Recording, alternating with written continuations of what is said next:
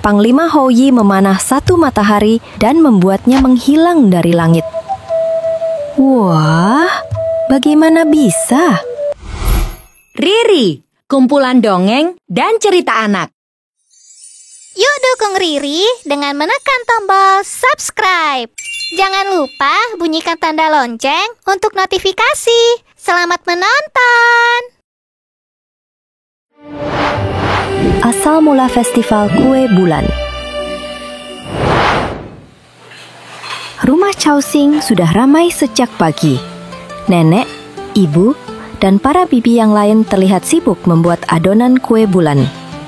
Wajar saja, karena sebentar lagi festival kue bulan akan datang. Kacang hijau sudah matang.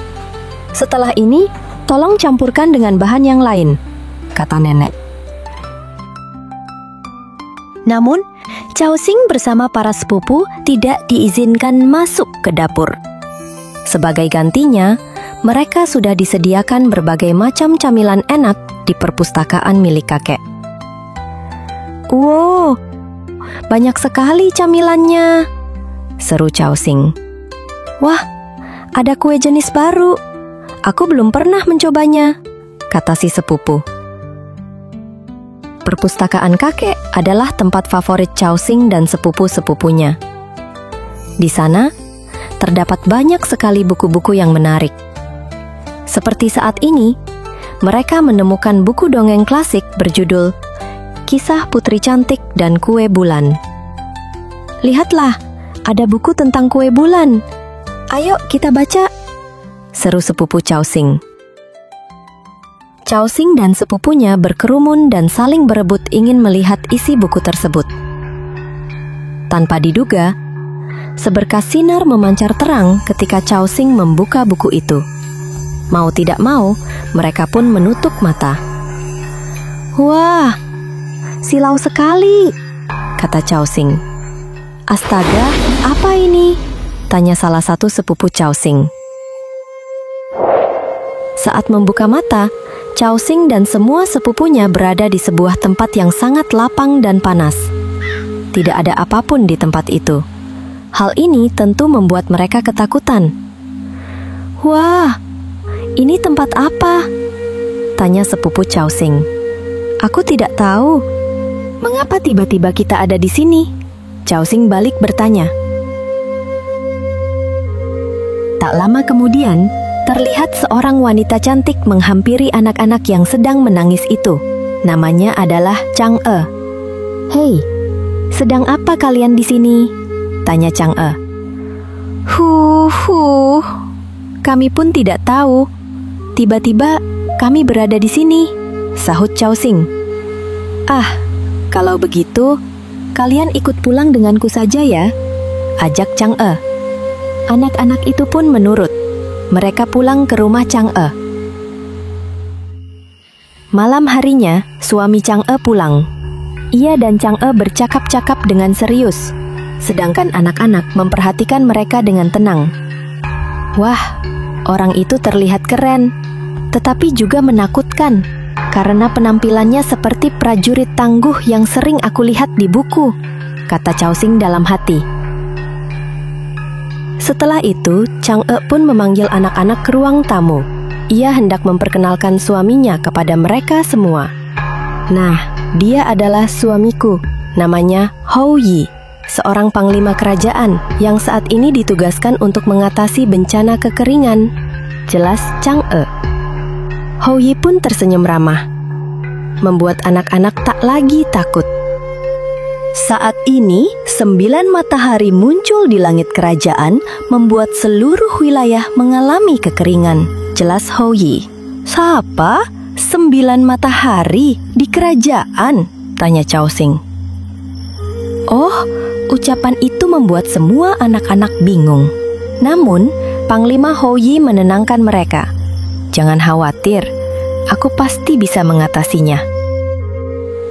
Esok harinya, anak-anak melihat aksi paling menakjubkan. Panglima Houyi memanah satu matahari dan membuatnya menghilang dari langit. Wah, bagaimana bisa? Gumam Caosing. Aku ingin belajar memanah seperti Panglima. Siapa tahu aku bisa memanah bintang, kata sepupu Caosing dalam hati. Setelah itu, Panglima Houyi berpesan pada istrinya. Aku pergi dulu, istriku. Masih ada tugas yang perlu aku selesaikan. Aku harus berkeliling negeri untuk memanah 7 matahari lainnya, kata Panglima Houyi. Hati-hati suamiku, semoga kau berhasil, sahut Chang'e.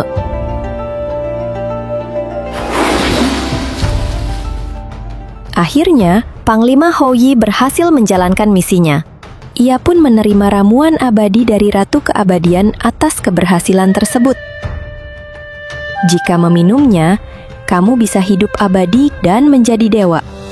Selamat, kamu memang pantas mendapatkannya, kata sang ratu. Terima kasih Ratu, sungguh hadiah yang luar biasa, sahut Panglima Houyi. Sesampainya di rumah, Panglima Houyi langsung menyerahkan hadiah berupa ramuan itu kepada istrinya. Simpanlah saja ramuan ini, istriku. Aku lebih memilih hidup di dunia ini bersamamu daripada hidup abadi dan menjadi dewa, tetapi kita harus berpisah, kata Houyi. Chang'e pun tersenyum haru. Ia langsung menuruti permintaan suaminya itu. Hari berikutnya, anak-anak duduk termenung di halaman belakang rumah Chang'e. Mereka gelisah dan bingung. Sampai kapan kita berada di sini? Aku ingin pulang, kata sepupu Caosing. Aku juga ingin pulang. Namun, bagaimana caranya? Tanya Caosing. Tidak ada satupun dari mereka yang tahu jawabannya. Tak lama kemudian, terdengar perkelahian dari arah ruang depan. Anak-anak pun bergegas melihatnya karena penasaran. Ternyata, Chang'e sedang berdebat dengan seseorang. Siapa itu?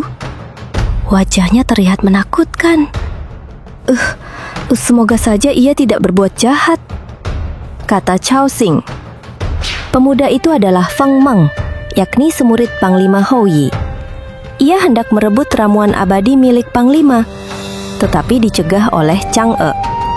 Akibatnya, adu mulut pun terjadi. Cepat, serahkan saja ramuan itu, teriak Feng Meng. Tidak, sahut Chang'e. Panglima Houyi begitu bodoh karena telah menyia-nyiakan ramuan abadi itu, kata Feng Meng. Karena Feng Meng terus memaksa, akhirnya Chang'e memutuskan untuk meminum ramuan itu. Anak-anak begitu terkejut melihat Chang'e berubah menjadi dewi yang cantik dan melayang-layang. Aku tidak rela jika ramuan abadi ini jatuh ke tangan murid yang tamak. Jadi, tolong sampaikan salam perpisahan kepada suamiku ya, kata Chang'e pada anak-anak.